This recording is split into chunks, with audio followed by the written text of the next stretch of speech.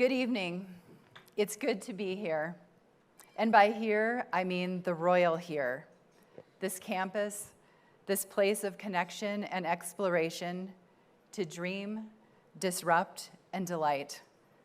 Surrounded by this beautiful indigenous land that still finds in itself the grace and generosity to make space for all of us.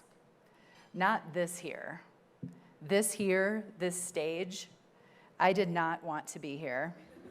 Standing here in front of all of you, instead of sitting out there with all of you, is the last place I wanted to be. I am not here because I wanted to be here, but because I have been called to be here. It was June 14th, 2 days into a family vacation, when Lori's email, sorry, I just saw my boys back there, came in. It's always a risk to check email on vacation, especially when the subject line reads, sharing your talk, and you don't actually have a talk. But it was Lori, so I opened it, and there it was, the invitation to be here on this stage tonight in front of all of you. Fortunately, my out-of-office reply said I'd be gone until June 19th, and to please email me back if I hadn't responded by June 21st. And when, you know, she did. Like all of you, I get many calls to step onto the actual and metaphorical stage, and I have always said yes.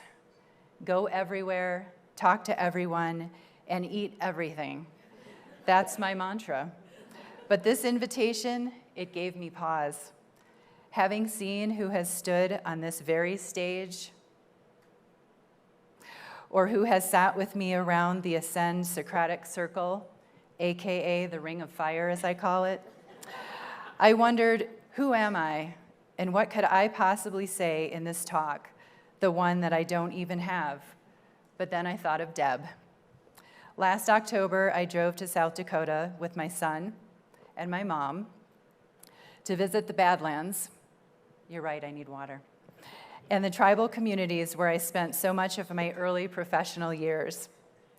As luck would have it, thank you, Mila, Deb Haaland, the Secretary of the Interior, the first Indigenous person in a cabinet position ever on the Road to Healing tour. She was in Rosebud, the Sikanju Lakota Nation, on the Road to Healing tour. She was there to listen to boarding school survivors tell their stories as an important step toward healing the historical and intergenerational trauma inflicted by our country's long campaign to, quote, kill the Indian and save the man. My grandmother didn't go to a boarding school, but she did go to a mission school guided by this same campaign. So it was especially meaningful to be there and have the chance to meet Secretary Haaland. As we got to the front of the line to shake her hand and get our picture taken, my mom struggled with her wheelchair footrest. Without hesitating, Secretary Haaland kneeled down to assist, adjusting her footrest and gently guiding my mom's foot into place. This humble act of servant leadership has stuck with me. It was not Secretary Haaland's job to do this, but she did what the moment asked of her, exemplifying not only the servant leadership all of us in this room are called to do, but also what we as Indigenous people are moved to do based on our cultural values and teachings. Remembering this moment, I was reminded of who I am and what I had to say. I am a tribal citizen of the Lakota Band of Ojibwe. My grandmother was Rose Corbine Laranji, and she loved me very much. Her love has been my guiding light. So too has her pain. 1907 was a difficult time to be born Native American. Our land and children were being taken. Our stories were being replaced. We weren't citizens and we couldn't vote. Those things take a toll on a person and a people. Indigenous people today bear the legacy of this intergenerational trauma, but we are also heirs to intergenerational strength.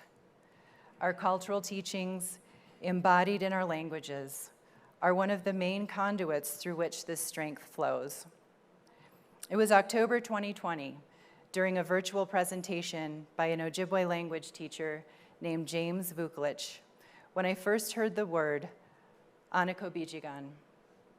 As James explained, Anakobijigan is the Ojibwe word for both great-grandparent and great-grandchild. And in it resides a profound teaching about the deep connection across generations. With 3 generations on each side, those of us here now are in the center of a 7-generation span. And through our actions, we have the power to influence the health and well-being, not only of the generations that will follow us, but also of those who have preceded us. As I am summoned to answer the call here today, and every day, it is this word that inspires me to do what the moment asks of me. I think of my grandmother and all the generations before, whose pain might be healed through my actions, and of my children, and their children, and their children's children, and the path my action can pave for them well into the future, when I have become the great-grandparent in this never-ending cycle of life and connection. As we go into these next few days, I invite you to learn from the Indigenous wisdom in this room, this place, and in the world, to also find within it a source of inspiration to answer your own call and do what the moment asks of you. Thank you.